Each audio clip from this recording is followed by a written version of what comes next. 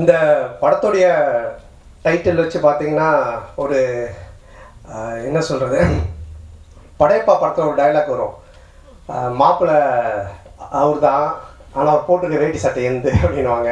அந்த மாதிரி இங்கே நான் தான் கிங்கு, படத்துடைய ஹீரோ நான் தான், ஆனால் டைட்டில் அவருக்கு தான் கரெக்டாக இருக்கும். ஏன்னா மதுரை அன்பின் இங்கே நான் தான் கிங்குன்றது தான் கரெக்டாக இருக்கும். ஏன்னா அவ்வளோ பவர்ஃபுல்லான ஒரு ப்ரொடக்ஷன் கம்பெனி அவங்க, கோபுரம் ஃபிலிம்ஸ். தமிழ்நாட்டுடைய சின்னம் கோபுரம், அன்பு சார் அல்லல்ல குறையாத அக்ஷய பாத்திரம், திறமை இருந்தால் எவ்வளோ நாளும் அள்ளிக்கலாம். ஸோ அப்படிப்பட்ட ஒரு மனிதர் அவர். அவருக்கு இருக்க கெப்பாசிட்டிக்கு அண்டர்டேக்கரே கூப்பிட்டு வந்து அண்டர்வேர் போட்டு ஒரு கமர்ஷியல் படம்லாம் எடுக்கலாம். அவ்வளோ பவர் இருக்குது, கெப்பாசிட்டி இருக்குது. அவர் கூப்பிட்டா வருவாங்க. ஏன்னா நான் அவருடைய ப்ரொடக்ஷன் கம்பெனி, அவருடைய கம்பெனி கோபுரம் ஃபிலிம்ஸில் பார்த்துருக்கேன். அங்கே வந்து வராத ஹீரோவே இல்லை, இது உட்காராத ப்ரொடியூசர் இல்லை, உட்காராத டைரக்டர்ஸ் இல்லை. தமிழ் சினிமா எல்லாருமே அங்கே போய் அதை டச் பண்ணிட்டு தான் வருவாங்க. கோபுர தரிசனம் கோடி புண்ணியன்ற மாதிரி. ஸோ அங்கே அந்த கம்பெனிலேருந்து என்னை வச்சு படம் பண்ணதுக்கு முதல்ல அவருக்கு என்னுடைய மனமார்ந்த நன்றி நான் தெரிவிச்சுக்கிறேன். ஆக்சுவலாக நான் வந்து காசு கேட்டு தான் போனேன் அவர்கிட்ட, அன்பு சார்கிட்ட. சார் எனக்கு கொஞ்சம் காசு வேணும் அப்படின்னு சொல்லி கேட்டு போனேன். சபாபதிக்கு அப்புறம் நாங்கள் பழக ஆரம்பித்தோம். சபாபதிக்கு முன்னாடி டிஸ்கோத் படத்துலேருந்து எங்களோட பழக்கம், ஆனால் அதிகமாக பேச மாட்டோம். அதுக்கப்புறமா சபாபதி ஃபினான்ஸ் பண்ணார். அப்புறமா ரொம்ப க்ளோஸ் ஆனோம், ஃபோனில் ஜாலியாக பேசிகிட்டு இருப்போம். அதுக்கப்புறமா நான் காசு கேட்டு போனேன். எனக்கு ரொம்ப பிடிச்சிருச்சு அவருக்கு. என்ன சந்தானம் என்ன விஷயம் கேட்டார். இல்லை சார் இடம் வாங்க போகிறேன், வீடு கட்ட அப்படின்னு. அப்போ சொன்னார், எப்பவுமே வந்து கடன் வாங்கி மட்டும் வீடு வாங்குறதோ இடம் வாங்குறதோ வாங்காதீங்க. அது மாதிரி நிறைய பேர் லோன் பண்ணுறாங்க. அதனால் இந்த காசு நீங்கள் அட்வான்ஸாக வச்சுக்கோங்க, இன்னும் இடம் வாங்க என்ன வேணுமோ சொல்லுங்கள், நான் ஹெல்ப் பண்ணுறேன், நம்ம படமாக பண்ணுவோம் அப்படின்னு என் மேலே ஒரு நல்ல அபிப்பிராயத்தில் தான் இந்த விஷயத்த பண்ணார். ஏன்னா அவர் ரொம்ப சீரியஸாக, ரொம்ப டஃப்பாக, ரொம்ப வேறு மாதிரிலாம் வெளியே பேசுவாங்க, இல்லை பார்ப்பாங்க. பட் நெருங்கி பழகிட்டா எவ்வளோ ஜாலியான ஆள், எவ்வளோ அன்பானவர்ன்றதை நான் சொல்லி ஆகணுன்றதுக்காக இது சொல்கிறேன். அது மட்டும் இல்லை, ஃபோனில் பேசினாலே ஜாலியாக தான் பேசுவார். நான் அடிக்கடி ஈஷாக்கு தான் போவேன், சிவராத்திரி அது இதுன்னு போவேன். ஃபோன் பண்ணாலே கேட்பேன், சந்தானம் எங்கே இருக்க அப்படின்னுவார். சார் ஈஷாவில் இருக்கேன் சார். வரும்போது எனக்கு வாங்கிட்டு வா அப்படின்னுவார். என்ன சார் ருத்ராட்சம்மா விபூதியானவன், அதெல்லாம் யாருக்கு வேணும், அமௌண்ட் என்ன வாங்கிட்டு வா அப்படின்னுவார். சார் ஆன்மீகத்தில் போய் நட்டி சார் அமௌண்ட் வாங்கிட்டு வந்து இந்த மாதிரி ஏதாச்சும் ஒன்று கிண்டலாக பேசிகிட்டே தான் இருப்போம் ஃபோன் பண்ணால். அப்போ அவர் இது மாதிரி கதை கேட்க ஆரம்பித்தார். நான் கேட்பேன், சார் என்ன சார் நீ கதை கேட்டிங்களா எப்படி இருந்துச்சுன்னு. அது ஏன் கேட்குற சந்தானம், ஃபர்ஸ்ட் ஆஃப் கேட்டுகிட்டே இருந்தேன், ஒருத்தன் ஃபோன் பண்ணான், வட்டி தரவே இல்லை, அவ்வளோதான். அதுக்கப்புறம் கதை கேட்டால் சிரிப்பே வர மாட்டுது, வெறுப்பாக இருக்குது. சார் இப்படியே எல்லோரும் ஃபோன் பண்ணி கதை கேட்கும் போதெல்லாம் வட்டி பிரச்சனை வருது, அதுக்கு மேலே அவருக்கு சிரிப்பு வர மாட்டுது. அவன் கொடுக்க மாட்டான் தானே, எனக்கு ரொம்ப டென்ஷன் ஆகி போச்சு. இப்போ இவன் காமெடி சொல்லிட்டு எப்படி நான் சிரிக்கிறது அப்படின்னாரு. அப்புறம் அப்படி இப்படின்னு சொல்லிட்டு ஒரு கதையை கேட்டு அந்த கதை பண்ணலாம் அப்படின்னாரு. நானும் கேட்டேன், ரொம்ப நல்லா இருந்துச்சு சார், சூப்பர் சார், பண்ணலாம் சார் அப்படின்னு சொன்னேன்.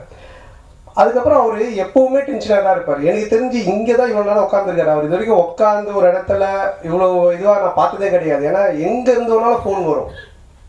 பெரிய படங்கள்லேருந்து சின்ன படங்கள்லேருந்து எல்லா இடத்துல இருந்தும் காசு கொடுக்கறது வாங்குறது அது இதுன்னு போயிட்டே இருக்கும். ரொம்ப டென்ஷனாக தான் இருப்பார். ஏன்னா இந்த ஃபினான்ஸ், இந்த வட்டி தொழில் அப்படின்றதே ஒரு பயங்கரமான ஒரு டென்ஷனான வேலை. ஆனால் ஒரு நாள் மட்டும் ரொம்ப ஜாலியாக இருந்தார், ரொம்ப சிரிச்சுட்டு சந்தோஷமாக இருந்தார்.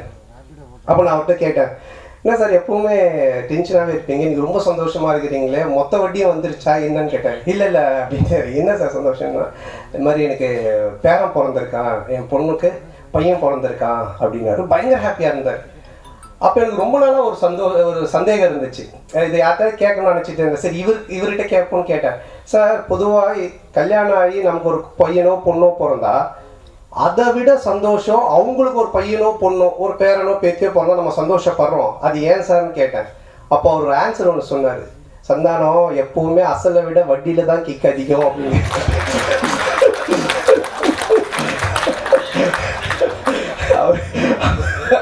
இந்த மாதிரி நிறைய ஃபோனில் நாங்கள் பேசி பஞ்சஸ். அப்போ நான் நினச்சேன், சார் இதுக்கு நீங்கள் தான் கரெக்டான ஆள், உங்களை அடிச்சுக்க ஆள் கிடையாது சார் அப்படின்னு சொல்லிட்டு. ஸோ அப்படிப்பட்ட ஒரு ஜாலியான மனிதர். ஸோ அவரோட சேர்ந்து இந்த படம் பண்ண ரொம்ப சந்தோஷமாக இருக்குது. ஏன்னா பண்ணும்போது அவர் சொன்னார், தேட்டருக்கு வர ஜனங்க படத்தை பார்த்து சிரிச்சுட்டு போன சந்தானம், காசு பணம் முக்கியம் இல்லாத நம்ம சம்பாரிச்சிக்கலாம் அப்படின்ட்டு ஒரு ப்ரொடியூசராக இல்லாமல், ஒரு ஃபினான்ஷியராக இல்லாமல், ஒரு தேட்டர் ஓனராக இந்த படத்தை எடுத்திருக்காரு. ஆடியன்ஸ் தேட்டருக்கு வரவங்க சிரிக்கணும், ரசிக்கணும் அப்படின்னு சொல்லிட்டு. அதே மாதிரி இந்த படமும் நல்லா வந்திருக்கு. இந்த படத்தை எடுக்கிற பொறுப்பை அவருடைய டாக்டர் சுஷ்மிதா அவங்ககிட்ட கொடுத்துருக்காரு. அவங்களுக்கு என்னுடைய வாழ்த்துக்கள். இந்த ஃபஸ்ட்டு படம் அது என்னுடைய படத்து மூலமாக அவங்க ப்ரொடியூசராக வர்றது எனக்கு ரொம்ப பெருமையாக இருக்குது. பொதுவாக வந்து நிறைய பொண்ணுங்க பார்த்தீங்கன்னா ஆன்லைனில் கண்டதையும் ஆர்டர் பண்ணி அப்பா காசை கறியாகிற பொண்ணுங்க இருப்பாங்க. ஆனால் சில பொண்ணுங்க அப்பா கொடுக்குற காசை சேர்த்து வச்சு பிரோஜனமாக ஒன்று பண்ணுவாங்க. அதில் செகண்ட் கேட்டகரி தான் நம்ம ப்ரொடியூசர் சுஷ்மிதா. ரொம்ப பொறுப்பாக எங்கே செலவு பண்ணணும், எப்படி பண்ணணும், இதை எப்படி ப்ரொமோட் பண்ணணும், இந்த படத்தை எடுத்துகிட்டு போய் எப்படி சேர்க்கணும் அப்படின்றது ரொம்ப கவனமாக ரொம்ப டெடிகேஷனாக பண்ணுறாங்க. ஸோ அவங்க ஒரு மிகப்பெரிய ப்ரொடியூசர் லிஸ்ட்டில் வந்து கண்டிப்பாக நிற்பாங்க. ஸோ அவங்களுக்கு என்னுடைய நன்றி. அண்ட் தென் இந்த படத்தினுடைய மியூசிக் டைரக்டர் இமான் சார், அவர் என்ன மாதிரி தான் ஒரு ஆன்மீகவாதின்றதை விட ஒரு கடவுள் பக்தியுடையவர். எல்லாமே ஆண்டவர் ஆண்டவர் தான் சொல்லிட்டு இருப்பார். எப்படி ஒரு சாப்பாட்டுக்கு சால்ட்டு முக்கியமோ அது மாதிரி ஒரு படத்துக்கு சாங் ரொம்ப முக்கியம். அந்த சாங் ஹிட்டுனாலே அது ஒரு 60% ஹிட்டான ஃபிலிம் அப்படின்ற ஒரு லிஸ்ட்டில் போய் ஏறிடும். அதுலேயும் அந்த ஆல்பமே ஹிட்டுனா ஒரு 80% அந்த படம் ஹிட்டு அப்படின்ற மாதிரி தான். ஸோ அது மாதிரி இமான் சார் வந்து ரொம்ப அற்புதமான சாங்ஸ் போட்டு கொடுத்துருக்காரு. நான் மெலோடி ஒன்று இருக்குது அப்படின்னு சொன்னார் அன்பு சார் என்கிட்ட. அப்போ நான் கேட்டேன் சார் அதை நான் எப்படி சார் பண்ணுறதுனால எனக்கு வரவே வராது சார், ஏதோ ஆர்டர் தாருன்னா கூட பரவாயில்ல சார்னு. அப்புறம் இல்லை நீங்கள் நல்லா வரும்னு இமான் சாரும் சொன்னாங்க. இது வரைக்கும் நான் ஹீரோவாக பண்ண படங்கள்லேருந்து வேற ஒரு டைமென்ஷனில் என்னை கொண்டுட்டு போன பெருமை இமான் சாருக்கு தான் சேரும். ஸோ அவர் கொடுத்த அந்த ஒரு மியூசிக்குடைய ஒரு ஸ்ட்ரென்த்து தான் இது என்னை ஒரு மாதிரி பண்ண வச்சுது. அதை ரொம்ப பியூட்டிஃபுல்லாக கல்யாண் மாஸ்டர் எடுத்தாங்க. மற்ற 2 சாங்கும் பாபா பாஸ்கர் சார் எடுத்தாங்க. ஸோ அவங்களுக்கு இந்த நேரத்தினுடைய நன்றியை தெரிவிச்சுக்கிறேன்.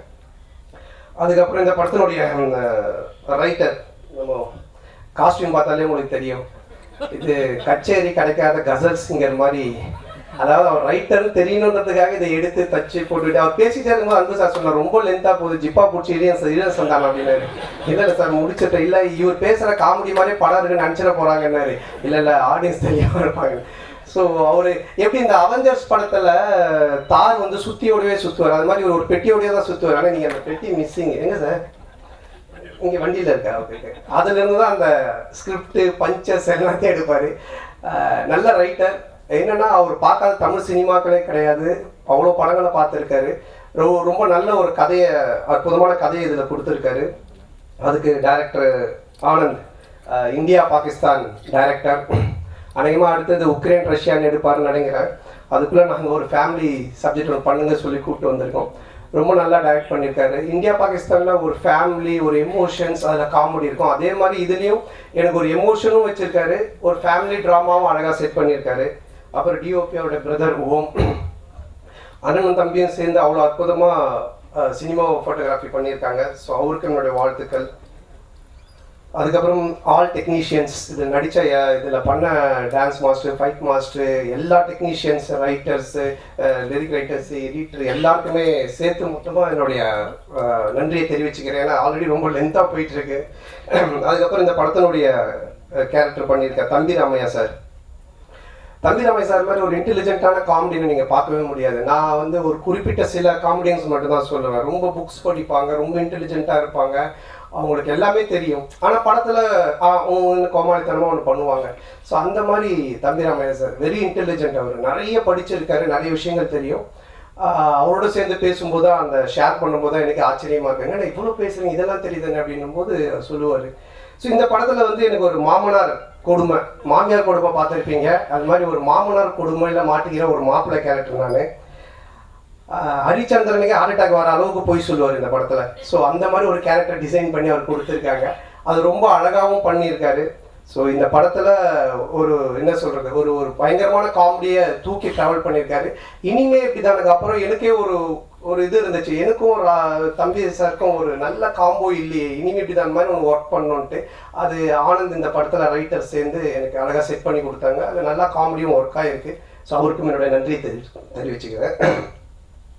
அப்புறம் மச்சான் கேரக்டர் பாலான்னு, ஒரு இரிட்டேட்டிங்கான மச்சான், வீட்டை விட்டு எப்படா அவன் போவான்ற மாதிரி ஒரு கேரக்டர். அதுக்கப்புறமா ஹீரோயின் நம்ம சேலத்து பொண்ணு. அவங்க ஃபஸ்ட்டு ஸ்டார்டிங்கில் எனக்கு தெரியாது, ஏதோ பாம்பேலேருந்து தான் கூப்பிட்டு வந்திருக்காங்க நினச்சேன். நான் சரியாக பேசலானால இங்கிலீஷில் பேசிகிட்டு இருந்தேன். அப்புறம் தான் அவங்க சொன்னாங்க, சார் நான் சேலம் சார், நம்ம சேலத்து பொண்ணு சேர்ந்தாங்க. அவங்க ரொம்ப அற்புதமாக நடிச்சிருக்காங்க. ஸோ மாமனார் மச்சா, அப்புறம் ஒரு ஒரு அழகான, அதே டைமில் ஒரு குட்டி குட்டியான விஷயங்கள் பண்ணக்கூடிய ஒரு மனைவி கேரக்டரு. அதுக்கப்புறமா மேனேஜராக விவேக் பிரசன்னா பண்ணியிருக்காரு.